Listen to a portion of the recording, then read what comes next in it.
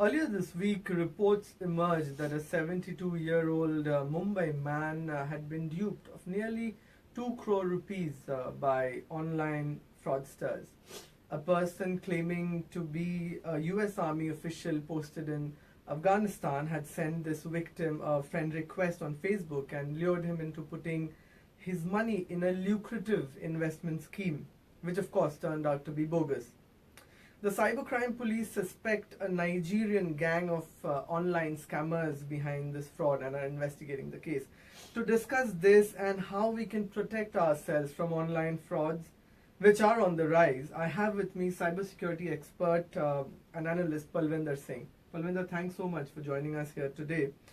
So pretty much all of us have got phishing emails or messages for that matter on platforms like Facebook Messenger. You've got it, I've got it. I'm pretty sure most of our viewers would have at some point in time received them too. So first up, how do these phishing scams actually work, Palvinder? So let's understand the attack that is gonna rise nowadays. That is too much regarding the phishing. Phishing is actually a fraud attempt which usually done by an hackers to get your sensitive informations. That can be anything related to your bank password, related to your some sensitive information, your personal details, your family details, your bank related details, your social media details. So what hackers keeps on doing, they just keep on collecting your all sensitive information by just doing some social engineering, or by sending you spam mails, or by just calling you over your phones, or by sending you a text message which pretends to be coming from genuine authority. But actually that message, that spam mails are just to get our all details so that hackers can take benefit of our bank details and can do anything over the internet by just purchasing something illegal, by just doing payment over some illegal platform. So this is the main motive why they are just doing a phishing into that. So they will be just keep on collecting our all details. So already one scenario has been happened in Mumbai, as you have already talked regarding what. So now one fraud attempt has been happened, that via which that lot of money of one person has been transferred to some another account.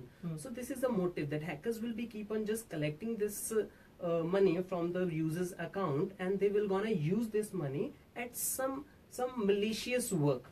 This particular case, however, seems far too simple, right? I mean, they didn't even get into any sort of hacking. Exactly. It's a classic case of luring a person into believing that that person's going to make some windfall gains, right? Exactly. So this particular case, for example, this gentleman was told that if he puts his money into the scheme, then he's gonna have it doubled or whatever. Exactly. So in this particular case, he didn't even have to get this man's password and all of that, right? So actually what happens, there is something known as social engineering. Social engineering is what?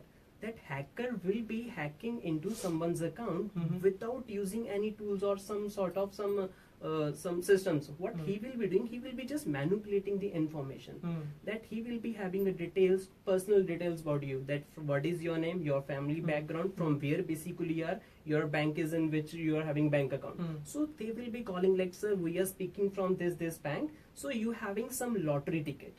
So your account has been selected on some basis, and you will be getting a reward of 1 billion or $1 million, something like that. So in that they will be saying that, sir, for verification whether you are the genuine person or not, one OTP will be coming on your phone, and you need to share that OTP with us. And in case of like user will be feeling, yeah, wow, I'm getting a lottery ticket, so I'm getting too much money, so I must share a OTP with those guys so that I can get a money or some lottery, some amount to me. So as he will gonna share that OTP with the guy who is calling him, who's just contacting via any media. So as he will gonna share an OTP, immediately your all money will gonna transfer to that account, to some another account, whomsoever he's just transferring. And in that case, even banks cannot become responsible, because you are sharing an OTP voluntarily. Exactly. When the banks tell you not to do it with anybody, even if the bank officials ask you to. Exactly. Right? Banks are already given a one security procedure that OTP will be coming. Only in every message, even it is also already given while having an OTP in our text messages, that do not share OTP with any unwanted guy. Palvinder, you spoke about social engineering. Now, how does it exactly work? Do these scamsters or hackers, do they seek out people who may not be as well conversant with how the online world works, older people or people who are not as up to date with how these scams exactly work? In social engineering, what hackers will be doing, hackers will be setting a targets. Target means what? Like they will be setting a group of persons that who will be having a good amount in their bank accounts, having a good some trends in their markets, like trending persons, and they will be just collecting all information that is simply known as information gathering. So they will be collecting an information from their social medias by following them, by just contacting them, by getting to know by keeping an eye on them, that which car he is having, that which bike he is having, what their family members, their children's details, their bank details. So they will be just keep on collecting these all details, and they will gonna call to that guy. Once they will be gonna have all details from social media, and they will be calling, sir, are you speaking this one? He definitely will gonna say yes. Sir, are you from this city? Definitely. Sir, you are having a car, this is a car. So we are speaking from car showroom. So that they sound legit. Exactly. Right? So And they also would probably be seeking out people who are a little more vulnerable than you and me, right? Exactly. So as that person will gonna trust on that guy, so it is not only the immediate talk that he just make a call and is asking for an interview. What he will be doing, hacker will be just, spammers may be doing, just making a trust on that guy, that so that he can just keep on collect some credential, sensitive information. First of all, they will be just asking all the details. Sir, आपके पास ये car है, or you are having this bike, or you are having family members, your children are studying in this school. So this is how he will be gaining a trust of a users. Once trust level will gonna become at a peak level, then he will gonna ask us some sensitive information. So at that time, user will not be thinking about that that he is just stealing my information. He'll be thinking, he knows personally me everything. Correct. So I should share my all details with those guys. So just to give our viewers an example of how these messages and mails are typically framed, sometimes you'll get an email saying that you've won a lottery, and then you need to call a certain number or mail back at a certain email address to claim your prize. And once you do that, that's where the real game starts, right? Exactly. There are also instances where they tell you that somebody is trying to transfer money to another country, to India perhaps, and not being able to. So if you transfer that money, then they'll give you a big cut of that amount. So people tend to fall for that as well, right? So, Palvinder, just trying to understand that in a lot of cases where hacking is not involved, they get these victims to voluntarily transfer the money, right? So what really goes on? I mean, how do people fall prey to such things? In such cases, hackers will, spammers will not directly asking their bank information. First of all, they will be saying that you will be getting one message or you will be getting a mail. Kindly fill this form. That form will not be having any option of your bank. That mail will not be having any option of your credit or debit card number. That mail just be having an information about your personal name, your personal mail ID, phone number, and your just address. When you will be filling that information, you never ever will be thinking like that where this all information will gonna use. After 1 month, not immediately next day or after 1 week, after 1 month or after 3 or 4 months, you will be getting a call from one person. Sir, you are having this name, you are having this phone number. So this is the all details which you have already filled in that form. Even same details are being used by that spammers to spam into your account. Correct. And after that, again, once they will be collecting these all details, after that, again, after 1 or 2 weeks, you will be getting, sir, just tell us on which bank account you are having, in which bank you are having an account. So this is the social engineering that you were mentioning, right? Which people do over a period of time. Exactly. They will be just keep on following you. It's not a matter of just in one day they will be getting. They will be just keep on following you by lot many methods. It can be via following on your social media, by following. So how do you know, Palvinder, that you're not being followed, right? I mean, to the most important part now, how do you ensure that you don't fall prey to these fraudsters? This major thing via which we are disclosing our information is the social media. When we are just disclosing everything on social media, we never ever kept this thing in mind. We're just having one thing, that only my friends or the person who has added with me is only getting this detail. But once we are sharing details like my phone number, my mail IDs, yeah, my best car, my best place. So once we will be just start mentioning these all details in our social media, immediately that details is also getting seen by some other person who's following from long back. So this is also, you should be keep this thing in mind, that while sharing anything on social media, yeah, anything over your some publicly, make thing clear that a lot of people tend to share messages and other updates. Exactly. When I'm just sharing over a Facebook, yeah, some any social media, that I'm just posting via some game, that I'm playing some challenges. So then make sure that your settings or your privacy settings are in order, right? Exactly. And you don't do too many public posts. Exactly. Correct? You should be take care of these things, that whether this post is being seen by your friends or these things on publicly you are disclosing. Always you just need to check a simply privacy check, which is available in every social media. Okay. That who can see these all details. So again, coming back to this particular Mumbai case, these fraudsters over a period of time would have done some sort of social engineering to figure out that this gentleman has that much of money to invest, right? Yep. In that case, he was following in from long back. That even he was having some money, whether he's currently having in some online banking or not. Maybe they have done some social engineering or asking him, sir, are you having some banking or not? Maybe that person has rejected over the phone, sir, I don't want to use a net banking. So they get to know that person is not having a net banking. So he will not be getting any updates, he will not be getting any bank statements time to time. So with a lot of these victims, since this social engineering happens over a period of time, they can't make the connect, they can't connect the dots. Exactly. And, when the fraud actually happens, they're caught off guard, right? Exactly. But hackers just keep on maintaining these all details. We are not aware about this. So is there a nexus, you would say, Palvinder? How does it work? I mean, does it work as a nexus? Some jobs are outsourced to other fraudsters. I mean, from the look of it, it looks like a rather large network. Exactly. They are having a very large network. They are having some teams. Teams will be working, that one team will be working by looking on the person. They will be looking on only on social media activities. That person is going somewhere and posting that I am this place with the family. Next time he will be posting that I am this place with my friends or something. One team will be looking on social media. Another team will be looking whether he's having online banking or not. Another team will be having at which time he is active over his mail IDs. That whensoever he's opening a mail, even there is something known as we can track a mails. That when some person is sending a mail to you, that's why we keeps on saying this thing, that never ever open some spam mails. As spam mails we are opening, that is not an issue that we are just opening it. So one issue will be occurring as I will be opening a mail. The person who is sending a mail will be getting to know that whether I had opened a mail or not, and they will be getting to know at which time daily I will be reading all my mails.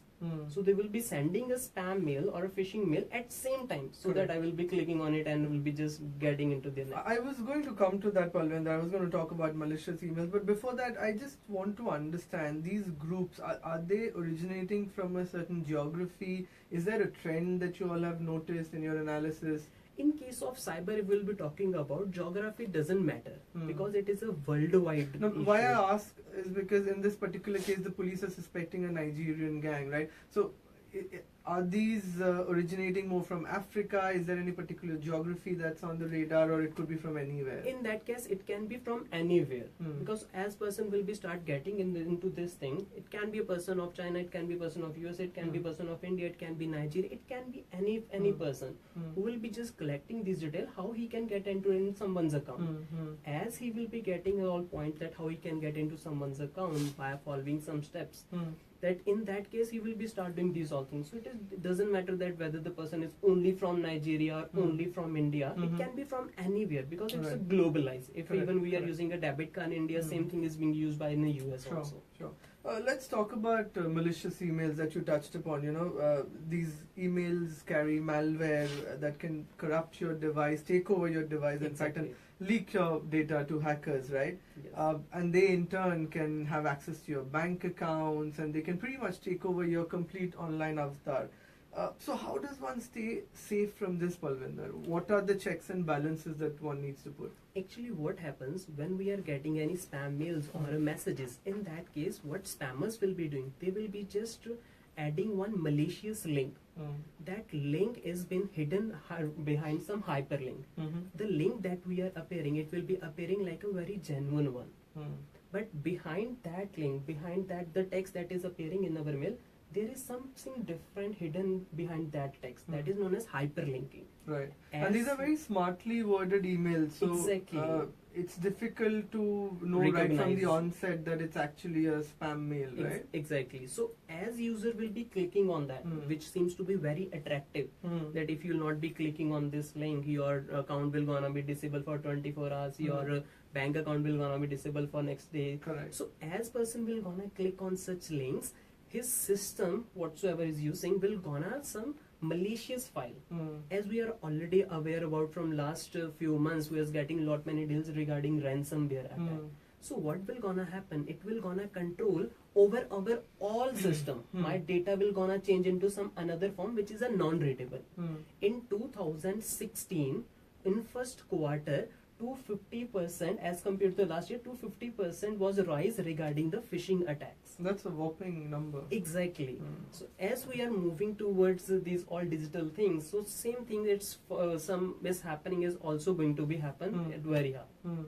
So again, since these are very smartly put together mails, what do you watch out for? What do you look out for? And in fact, there have been cases where people have tried to, they're saying it's from ICICI Bank, but when you see, instead of I, they've used an L. Exactly. And, when you just look at it once, you can't really make out. Exactly. So how do you sort of make out that, it's something that's malicious and not kosher? In case of mails, when we are getting a mail, the very first thing that we always gonna do, that is checking from which mail ID we are getting. Okay. We just need to check a mail ID. If it will be some from ICICI Bank, that most of the time you will be using the same bank, whatsoever the bank is, you should check a domain. Domain is what that whether it will be having after @ sign, whether it is having ICICI something whatsoever the bank.com or not. Okay. Always you need to. Sometimes hackers will be just having same thing, but they will not be having ICICI. They will be having in place of I, they will be having an L. Correct. So you should nearly check it out that thing, because it's just a matter of time. As you will gonna click on some link, that it will be you'll be just. So thinking, one needs to be a lot more vigilant since these crimes are clearly on the rise, right? I mean, you spoke about the numbers, which are completely mind-boggling. Exactly. Palvinda, we've almost run out of time, so I'll quickly try and slip one in before we wrap this up. I just want to know which are the other kinds of online frauds that are on the rise. I mean, I know for a fact that credit and debit card breaches have also been a concern for security agencies and for cybersecurity experts, right? So as we are just moving to the digital India, so lot many things has been come over the digital. So like we are having a now net banking facility, we are just gone through as compared to the last year. Now we are just more aware about the net banking. We are doing a net some online payments everywhere we are doing it. So as we are just moving to these things, we should always be aware about the things that how these things are getting hacked. So there is something known as in case of mobile banking and net banking, that most of our details are being disclosed while doing a phishing attacks. But in case of our credit and debit card details, that has been disclosed lot many times. What scammers will be doing, they will be calling you, sir, we are speaking from this bank. After this scenario, that whether your card is working okay or not, we are doing a simple survey. So they will be asking you the number that are written on debit or credit card. So you should never ever share such detail with any person, either over the phone or either by the SMS or any media, because if any person will be having that numbers written on your debit or credit card number, he can do anything with your bank accounts. Sure. We should never ever share such details with any person, the numbers written on our debit or credit cards. Correct. Great. So you heard the expert there, and as more and more people shift to transacting online with the government pushing for a cashless society, it is imperative that citizens do educate themselves on the best practices and the do's and don'ts of living a large part of their lives in the online space. Palvinder, thanks so much once again for joining us here today. And all you folks out there, stay safe and don't fall for these online fraudsters and these phishing scams thinking you can make a quick buck or two. Thank you.